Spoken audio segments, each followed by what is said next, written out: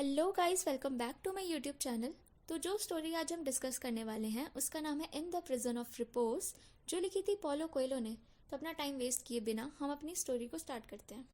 Diary writing बाकी writing से different होती है क्योंकि डायरी राइटिंग में कोई इंसान अपने इमोशंस, फीलिंग्स, एक्सपीरियंसेस बेसिकली अपने बारे में लिखता है, किसी रीडरशिप के लिए नहीं लिखता। पॉलो ने अपनी डायरी में अपने फियर, डिप्रेशन, लोनलीनेस, एंग्जाइटी के बारे में लिखा है।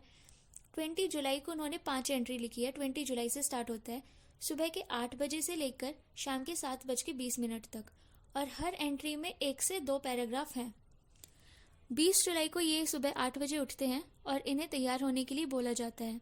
पॉलो ने अपने आप को डिस्क्राइब किया है कि वो एक यंग आदमी हैं, पतले हैं, जिनके बाल लंबे हैं। ये कार के अंदर बैठते हैं और इन्हें उसी मेंटल अजाइलम में ले जाया जाता है, उसी 9th फ्लोर पर जहां वो 1965 में एडमिट थे। 1965 में उन्हें उनके पेरेंट्स ने वहां पे एडमिट करवा दिया था अस्थमा के चेकअप के बहाने, ठीक है।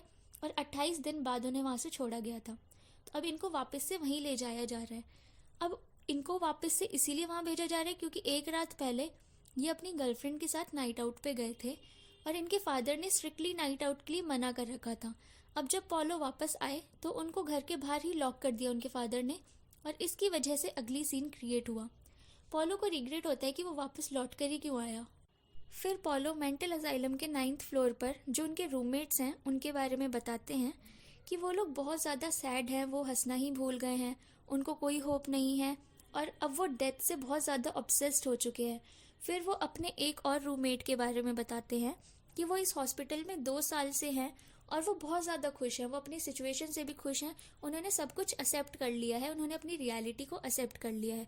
ये देख के पॉलो और ज़्यादा डर गया क्योंकि उसे ये डर था कि कहीं वो भी ऐसा ना बन जाए इन लोगों के साथ रह रह के और बाहर की दुनिया ही ना देख पाए। वो तो अभी से ही ऐसा सोच रहे हैं कि मैं कब यहाँ से बाहर निकलूं, वो टाइम कब आएगा कि जब मैं यहाँ से बाहर जाऊंगा, बाहर की दुनिया देखूंगा। पॉलो को किसी को कॉल करने की या लेटर लिखने की परमिशन नहीं है। तो 20 जुलाई वाली जो एंट्रीज हैं वो यहीं ख़त्म होती हैं। अब 21 जुलाई को 4 एंट्री लिखी इन्होंने। ये बताते हैं कि 20 जुलाई की रात यानी पिछली रात को इनको हैवी डोज के ड्रग्स दिए गए सुलाने के लिए। इनका एक रूममेट है फ्लैवियो, जो बहुत मोस्ट ऑफ द टाइम वो चुप ही रहता है और बस एक ही क्वेश्चन पूछता है, हाउ आर थिंग्स आउटसाइड, बाहर की दुनिया में क्या चल रहा है, बाहर की दुनिया कैसी है। पॉलो ने अपनी गर्लफ्रेंड से फ़ोन पे बात की और अपना डिप्रेशन और सैडनेस हाइड करने की कोशिश की। वो अपने आप को यहाँ के लोगों से डिफरेंट मानता है। फिर वो इमेजिन करने लग जाता है आउटसाइड वर्ल्ड को कि वो सनराइज देख रहा है, हॉर्स राइड कर रहा है, स्माइल कर रहा है, अपनी गर्लफ्रेंड को किस कर रहा है। इसकी गर्लफ्रेंड इससे मिलने आने वाली है तो वो इम्पेशेंटली वेट कर रहा है, वो बहुत ज़्यादा एक्साइटेड है उससे मिलने के लिए। ये एंट्री यहाँ ख़त्म होती है। अब 22 जुलाई यानी 22 जुलाई को वो लिखते हैं, पॉलो ऑब्जर्व करते हैं कि वो ज़्यादातर टाइम सोना ही प्रेफर करते हैं। आपने नोटिस किया होगा कि जब हमारी लाइफ में बहुत ज़्यादा स्ट्रेस और डिप्रेशन चल रहा होता है ना, तो हम सोना प्रेफर करते हैं अपनी रियलिटी से भागने के लिए।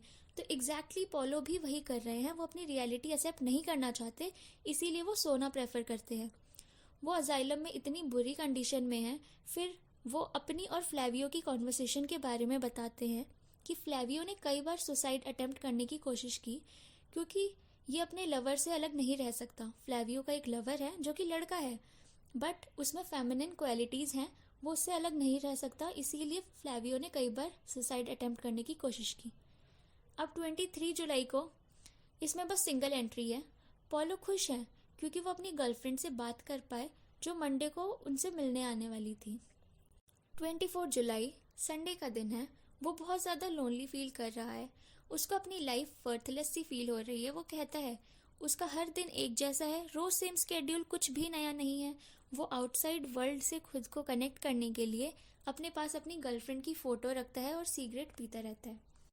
25 जुलाई ये अपनी गर्लफ्रेंड का वेट कर रहा है क्योंकि वो इससे मिलने आने वाली है। वो लिखता है कि world is a nicer place. ऐसा वो इसीलिए लिखता है क्योंकि उसकी गर्लफ्रेंड की प्रेजेंस उसकी लाइफ में है। अब 31 जुलाई को लिखता है। 25 जुलाई के बाद वो सीधा 31 जुलाई को लिखता है। वो बहुत ज़्यादा खुश है, पॉलो बहुत ज़्यादा खुश है क्योंकि पोएट्री कंपटीशन में 2500 पोएम्स में से इसकी पोएम को 9th प्लेस मिली है, 9th रैंक मिली है।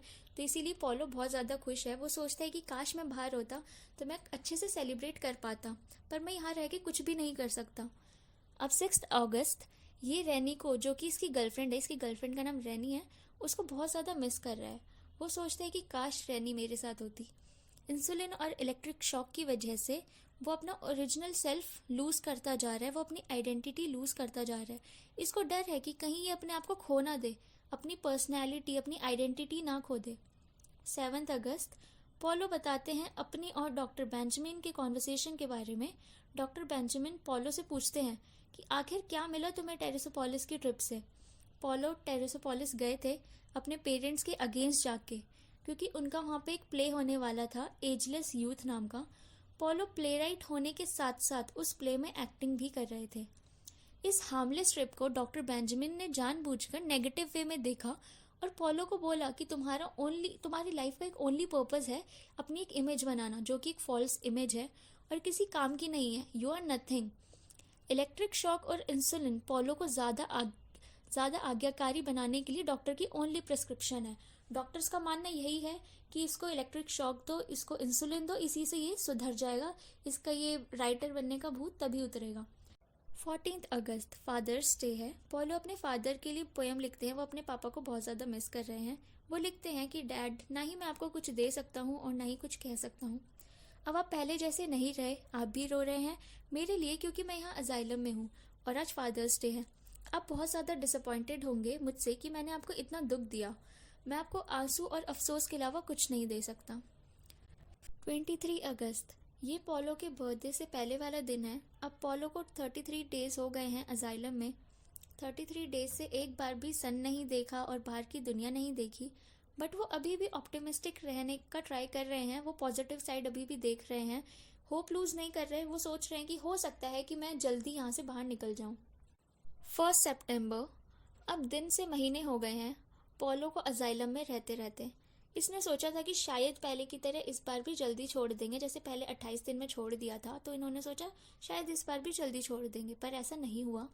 इसी डर से पोलो ने नर्स की सारी बातें मानना शुरू कर दी, बट उसके लिए सिचुएशन और ज़्यादा बिगड़ती चली गई, क्योंकि उसकी गर्लफ्रेंड को उससे मिलने की परमिशन नहीं है, अब नहीं है, और उसको फोर्स किया जाता है कि अपना हेड शेव करने के लिए। यहाँ तक कि पोलो का दोस्त उसको गन दे देता है कि अगर तुम्हारे लिए सब इम्पॉसिबल सा फील होए, अगर तुम्हें लगे कि यहाँ से निकलना तुम्हारे लिए नामुमकिन सा है, तो तुम इस गन को यूज़ कर सकते हो अपने ऊपर। बट पोलो अभी भी हार नहीं मानता। वो लड़ेगा अपनी फ्रीडम के लिए और सब कुछ स्टार्टिंग से स्टार्ट करेगा। तो हमारी ये स्टोरी यहीं पे ख़त्म होती है। आई होप आपको समझ में आया हो, और अगर कुछ ना समझ में आया हो तो मुझसे कमेंट सेक्शन में पूछ लेना। बाकी थैंक यू सो मच।